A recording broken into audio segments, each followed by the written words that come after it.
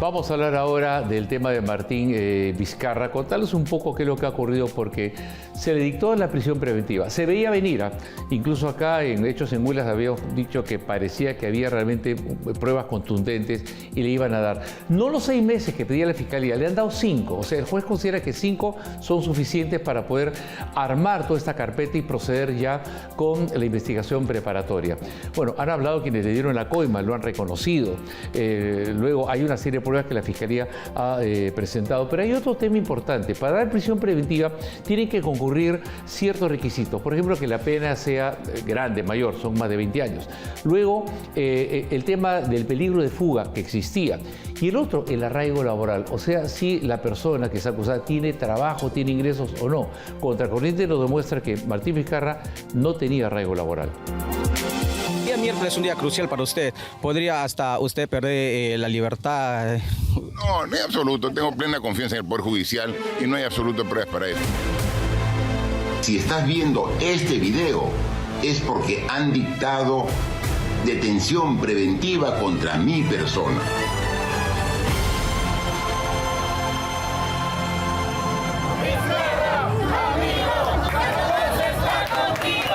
Confiado, frío y calculador. Así lucía Martín Alberto Vizcarra Cornejo hace tan solo 2 días en el distrito de Santa Rosa de Loreto, a donde llegó para seguir haciendo populismo partidario.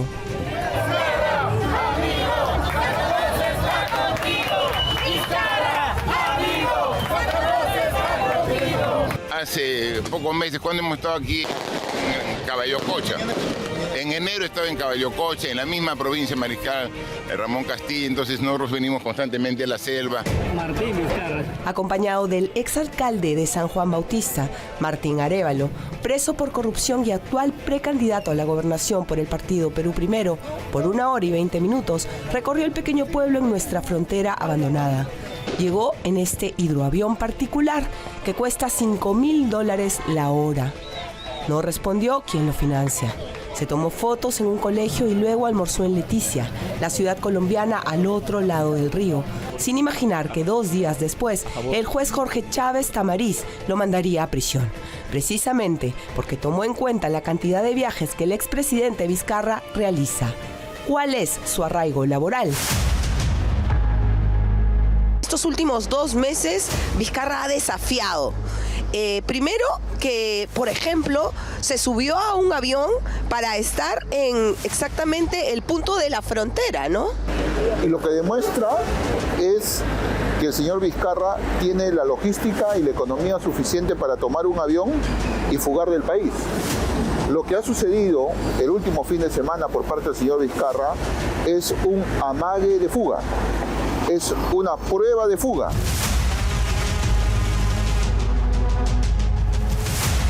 Esta situación un poco delicada en cuanto al tema geopolítico con nuestro hermano país de Colombia. Yo lo digo así, hermanos, porque somos hermanos.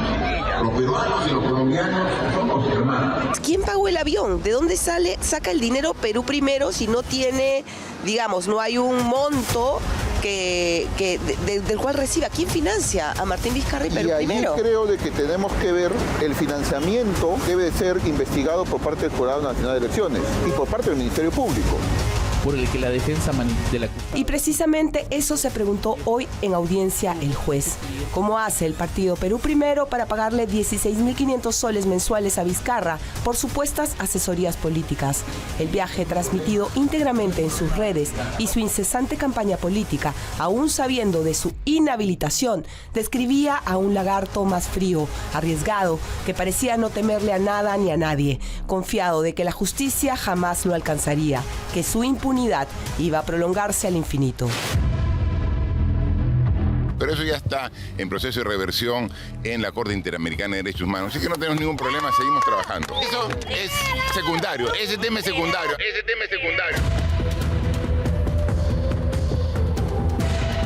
Pero hoy, minutos antes de las 5 de la tarde, todo cambió. Luego de haberle llamado la atención varias veces por transmitir en vivo desde su cuenta de TikTok, el juez Chávez Tamariz resolvió aceptar el pedido del fiscal Germán Juárez Atoche y le dio 5 meses de prisión preventiva, porque por fin el fiscal había fundamentado correctamente el peligro de fuga.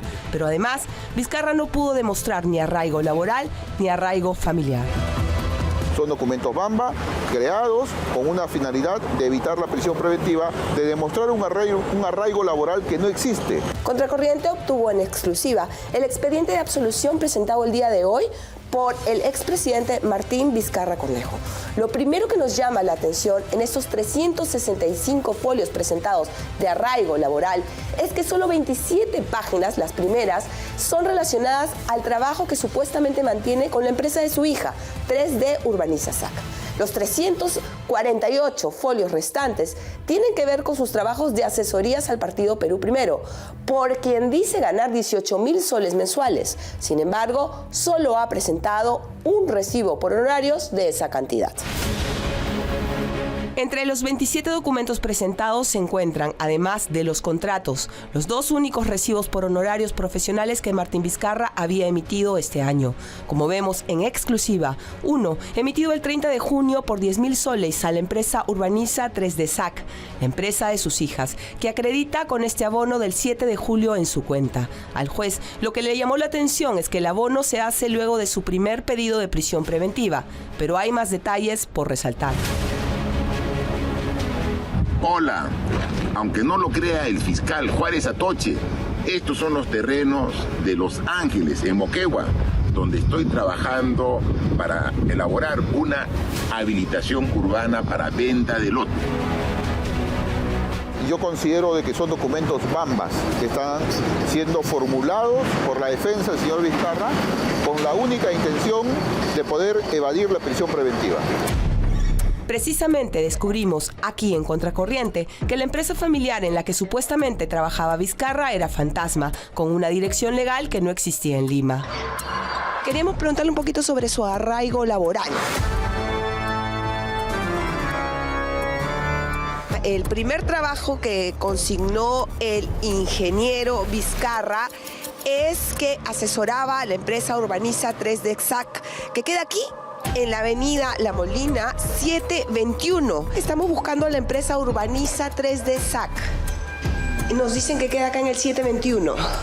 Esto es 721. 721, pero acá no. Acá no queda ninguna empresa inmobiliaria, una empresa constructora. ¿El ingeniero Vizcarra viene a trabajar acá? No. Para nada. El otro único recibo que presentó para acreditar su supuesto arraigo laboral es este, presentado en exclusiva, también por 18.000 soles, nuevamente emitidos el 2 de julio por asesoría y gestión y proyección política. El dinero ingresa, como vemos en este otro voucher, a su cuenta el jueves 10 de julio, nuevamente después de su primera audiencia de prisión preventiva. Estos 7 informes que han sido presentados por parte de la defensa del señor Vizcarra dan cuenta de actividades que todos sabemos que realizó el señor Vizcarra indebida e irregularmente, pero que no te muestran de repente algún producto eficiente que debe de tener. Una parte de los informes dice elaboración de proyectos de ley, y no presentan ningún proyecto de ley presentado por el señor Vizcarra o propuesto por el señor Vizcarra. O reuniones y asesorías con representantes que son de su partido político. Por eso es que te digo de que esos informes son informes elaborados, producidos. En suma, los elementos de convicción presentados por Vizcarra, según el análisis de especialistas y para el juez, no contienen elementos suficientes que demuestren su arraigo personal, es decir, en qué trabaja realmente o dónde, y tampoco arraigo familiar, al consignar 2 direcciones actualmente, una en Moquegua y otra en Lima. La petición es declarada fundada para imponer prisión preventiva al ahora acusado Martín Alberto Vizcarra Cornejo por el delito de cohecho pasivo propio de 2 obras de magnitud.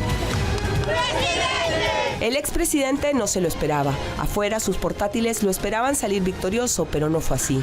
2 datos adicionales en el expediente también ayudaron a la decisión tomada por el juez Chávez Tamariz. La empresa Urbaniza 3 de SAC tiene solo un empleado más, una arquitecta que también consigna sus recibos por honorarios, Rosemary Verolati, exfuncionaria de Martín Vizcarra. La arquitecta Rosemary Verolati fue funcionaria del señor Martín Vizcarra Cornejo como gobernador regional de Moquegua.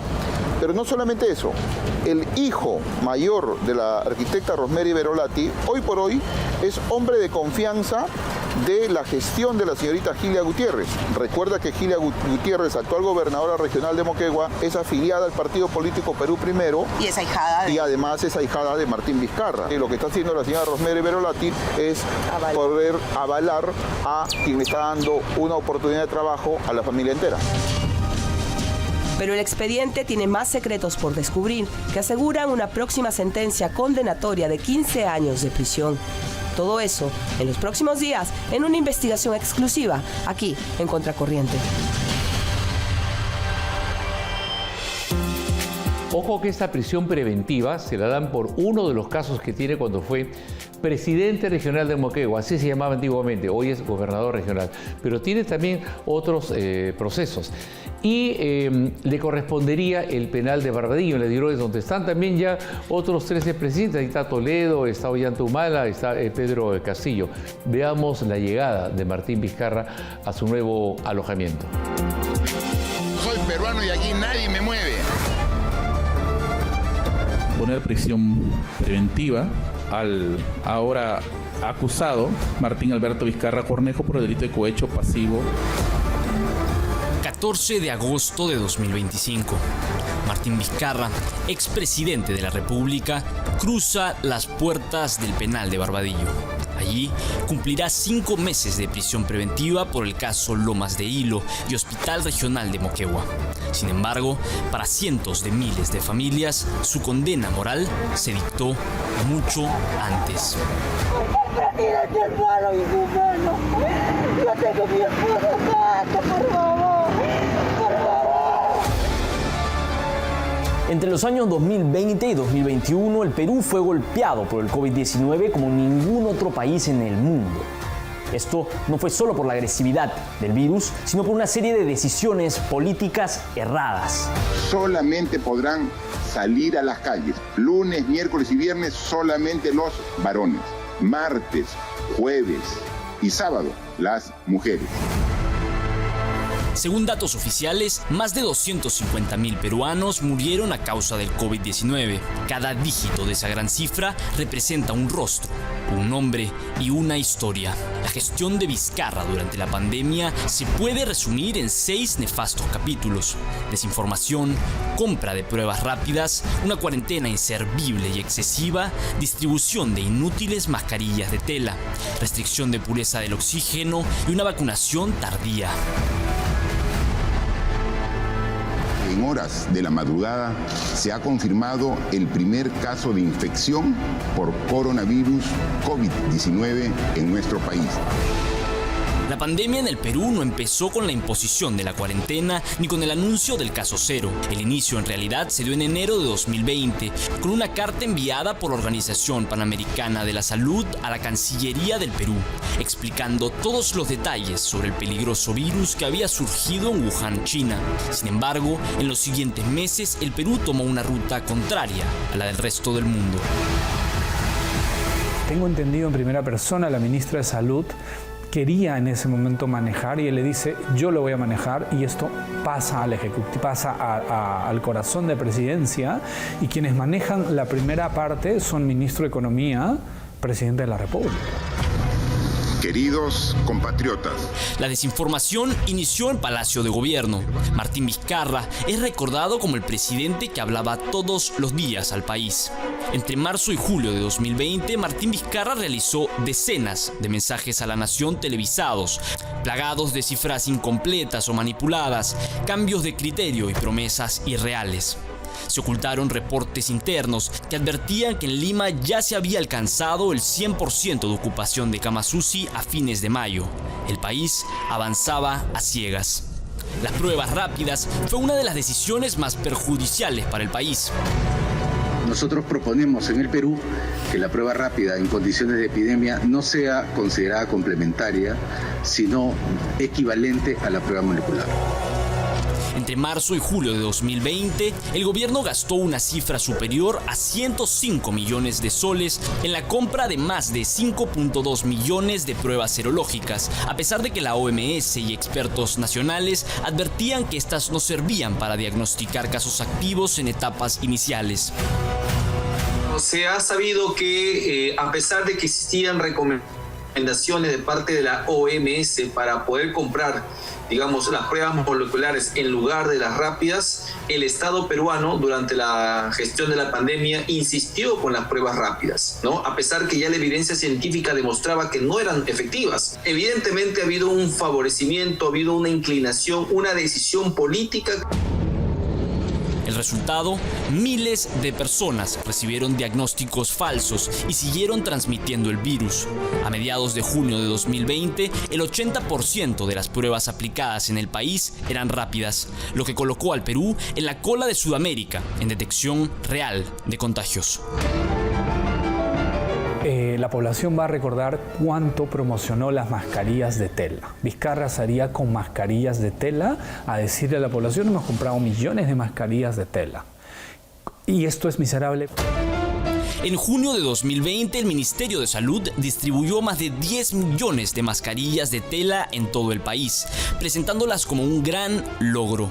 Sin embargo, estudios publicados desde marzo por la OPS y distintos empresarios textiles advertían que las mascarillas de tela no tenían eficacia real frente al SARS-CoV-2. Cada mascarilla entregada era una oportunidad perdida por dar protección real. Pero lo perjudicial no fue solo la confección de estos productos inútiles para combatir el virus, sino a quienes fueron entregados. En el plan de distribución de mascarillas de tela, el gobierno consideró apropiado repartirlas a las poblaciones más vulnerables, personal del INPE y comunidades amazónicas. Conforme se fueron dando las entregas, la mortalidad en esos grupos y en esas zonas empezó a elevarse. Pero lo que nos faltó en abundancia fue el aire. Hasta junio de 2020, el Perú mantenía una norma absurda que exigía 99% de pureza para el oxígeno medicinal, cuando casi en todo el mundo se usaba solo 93%. Esto no solo impidió que cientos de plantas industriales adaptaran su producción de oxígeno para hospitales, sino que favoreció a un oligopolio de fabricantes, concentrando el mercado en su hora más crítica. Es falso que digan que no había información. Había información desde enero. Decide reunirse el ministro de Economía, la ministra de Economía de ese momento, con proveedores, y compran pruebas que no sirven para este problema. Las vacunas surgieron como una luz de esperanza. Mientras países como Chile y México empezaron a vacunar en diciembre de 2020, el Perú recibió su primer lote de vacunas chinas Sinopharm el 7 de febrero de 2021. Pero fue recién en julio de 2021 cuando la mayoría de la población se pudo vacunar. Para esa fecha, la curva de mortalidad ya estaba con tendencia a la baja. En medio de la espera, estalló el Vacunagate. Vizcarra y otros 400 allegados, entre funcionarios y familia, se vacunaron en secreto con dosis de Sinopharm. Martín Vizcarra fue vacado y fue vacunado. ¿Sabían esa? Tan diplomáticos y cuidan tanto sus relaciones públicas, fueron generosos con el presidente de la República en ese momento y le dijeron: señor presidente, ya que usted nos va a permitir hacer las pruebas de nuestras vacunas en el Perú, nosotros le ofrecemos vacunarlo a usted y a todo su gabinete. La muerte de más de 250.000 peruanos no fue solo consecuencia de un virus letal, sino de una gestión pública que falló en cada eslabón de la respuesta. Hoy, mientras Martín Vizcarra pisa el penal de Barbadillo, las familias que perdieron a sus seres queridos, que hoy solo les queda una irreparable caja de cenizas, siguen esperando justicia.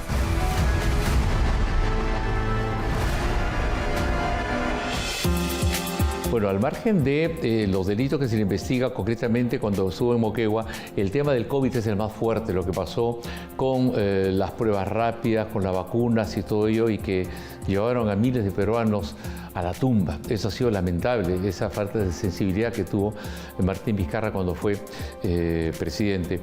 Pero además tenemos que hablar ahora a continuación de lo que ha ocurrido con su presencia en Barbadillo, porque ya sería el quinto presidente peruano que va preso. Bueno, contando al fallecido Alberto Fujimori, ¿no? Pero ahí está justamente Alejandro Toledo, está Ollanta Humala, está Pedro Castillo. En otros países de América dicen, caramba, ¿cómo el Perú puede hacer justicia y tiene presidentes presos cuando en otros países donde hay corrupción y todo eso no los llevan adentro? Se juraba intocable, que el Perú era su chacra, que la justicia no lo alcanzaría, y es que durante 5 años en todos sus procesos no le pasó nada. Era Martín Vizcarra, el lagarto, en un reino de impunidad. ¿Sí tiene algún temor penal por los 2 procesos que tiene exactamente por las coimas en Moquegua? En absoluto, porque no he cometido ¿Y lo que dijo exactamente los testigos en el caso, qué es? ¿Es mentira? Nadie ha corroborado, solamente ellos han canjeado. Pero hay fiscales, hay peritos, hay pruebas, hay audios. Esta es la imagen del hombre que dijo que una vez el Perú es primero, cuando primero fueron sus intereses. Ahora, con el lagarto caído, son 4 expresidentes presos, todos inquilinos del penal de Barbadillo.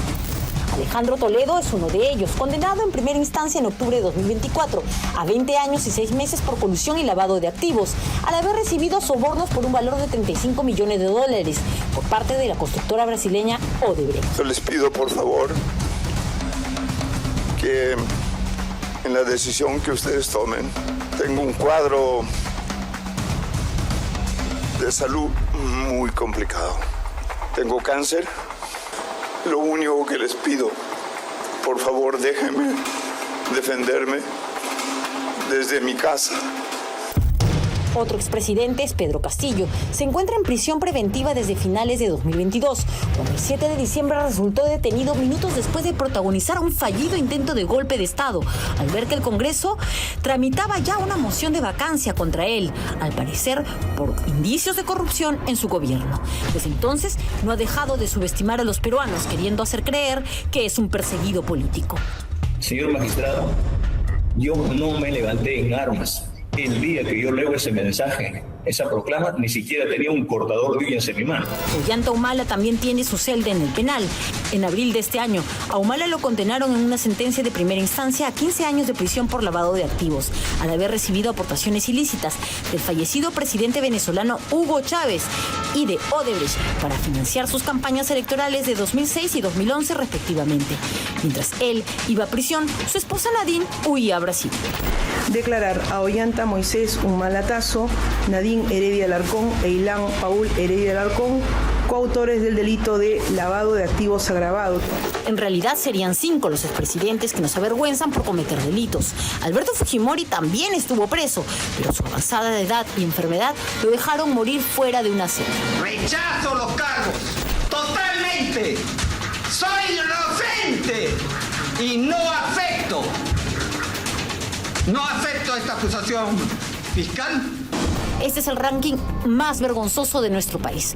4 líderes presos que en vez de liderarnos y gobernar, saquearon el país. Pausa comercial y regresamos con las súper invitadas de lujo que tuvo Amor y Fuego en exclusiva. Sonia Oquendo, Marta Figueroa, Pilar Brescia, estrellas de los monólogos de la vagina.